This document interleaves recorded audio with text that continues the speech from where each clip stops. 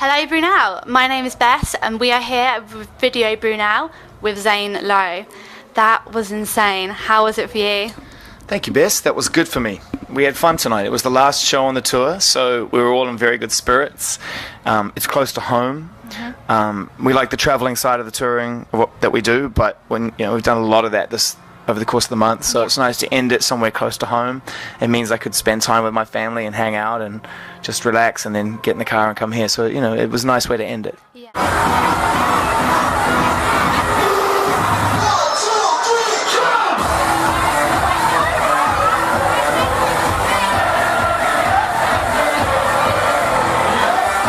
Obviously, it's quite a smaller venue than you're used to, but how have you found Brunel? Oh, no, not at all. 600 people is a lot of people. One thing I've learned sort of from DJing is that it doesn't matter how big the crowd is. It's really about what you get out of the room or out of the venue or the park or whatever you're playing. And you can play in front of 20,000 people who stand there and look at you and don't care, and it's an entirely depressing situation for a DJ or an artist. So, it's really important that you just look at whatever the room has got to offer and try and galvanize them and get as much energy out of it. So tonight felt big and it felt important, and it was my first time ever playing here at Brunel, and I've done university tours over a lot of years, and so to actually come somewhere for the first time, play somewhere for the first time, felt great. Yeah, so you're going to come back? Yeah, for sure, if you'll have me, for sure. It's right off the hook, straight down the middle, left side, right side, get your hands in the air, left side, get your hands in the air, right side, get your hands in the air, right side, you guys are on war,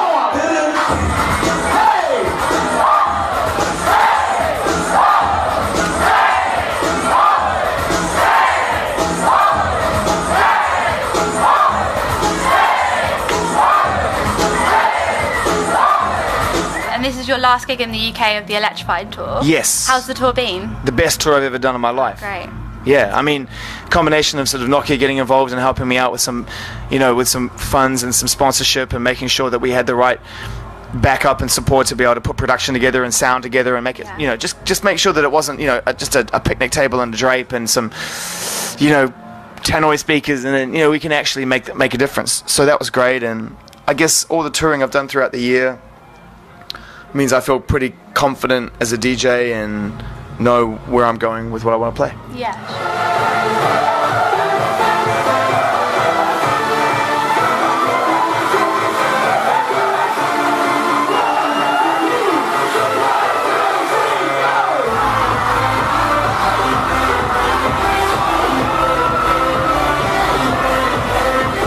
And tonight and on the radio as well, you play such different genres across the board, really. Yeah.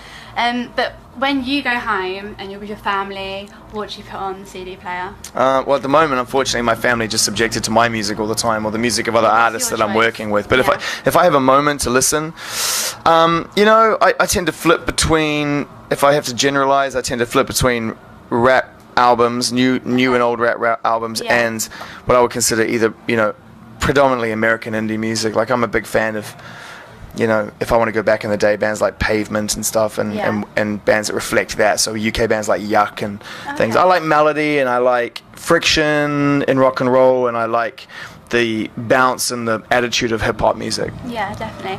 Well, you're easily the biggest person that I've interviewed, and you have interviewed everybody, but have you got a favourite interview, one that's really memorable? Yeah, there are always people you look forward to seeing, I always enjoy talking to Josh from Queens of the Stone Age, because he's just hilarious and brilliant company, and generally makes it very easy. Yeah. Any of those guys, in fact, any of that kind of circle of friends, the Dave Grohls and the Jack Blacks and the Josh Hommies, and those are the people that understand that if you're going to do interviews, you can grumble your way through it, or you can make it fun.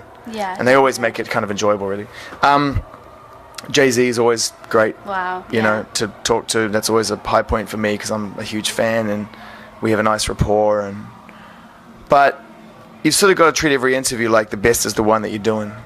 There's that kind of old school saying in New Zealand, like the best, the nicest beer you'll drink is the coldest one in your hand at the time. So you sort of want to make sure that you.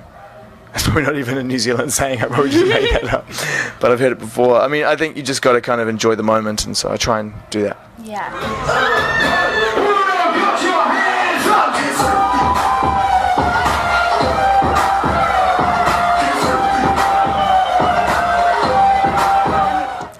do you go about choosing your hottest record of the world? It's a combination, you know. The hottest record is a combination of, I mean, it starts with the quality of the song, and then from there you take in the criteria of, like, do people care about the band? Is there an interest in their return? Yeah.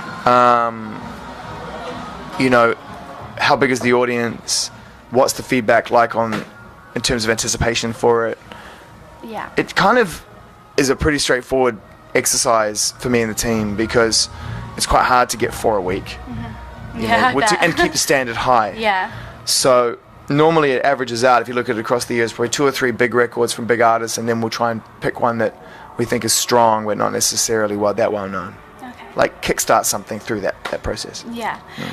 On the radio, you're very well known for your enthusiasm. But before you go on, do you ever think, oh, I just can't be bothered to do this. I can't be bothered to be enthusiastic. No, not in those terms. Like there are days when you're tired or you're sick or you've got the flu or you're exhausted and you need some motivation in terms of just getting out of the chair. Because for me, I don't really equate physical exhaustion with depression or not being happy to do something. Yeah. I just see that as actually life well lived.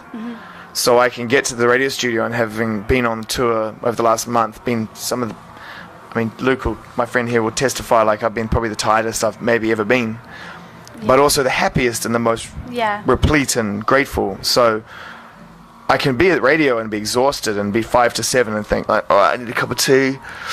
You know, I really do need to pick me up because someone grab me a cup of tea. But then as soon as the faders go up and the records start and you get on the mic and you've got a job to do, then I suppose one of the few things I'm good at is being able to get into that.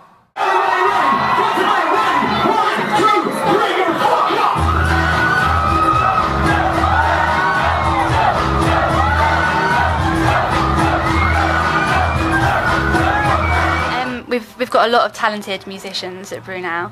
Do you have any advice for them getting out there? Yeah, I mean, you know, one thing I think is really important if you want to make music a big part of your life is to just try and remain true to the experience and understand that it's going to take time. Yeah. You know, it's very rare that artists get a chance to sort of land on their feet and everything falls into place very quickly. And a lot of the times when that happens, it tends to be manufactured or put together by somebody else, which isn't necessarily the path for everybody. I think you just need to kind of understand that in that time that you have, where you're not famous yet or you're not selling records yet or whatever your goals are, rather than kind of like just visualize it happening, but really use that time to practice. Okay. I think a lot of artists tend to kind of form bands and wait for it to happen, and if it doesn't happen immediately, they grumble about it, whereas I always think the journey is kind of surely one of the most, if not the most important and fun things, right? Really, the arrival is kind of the realization of that.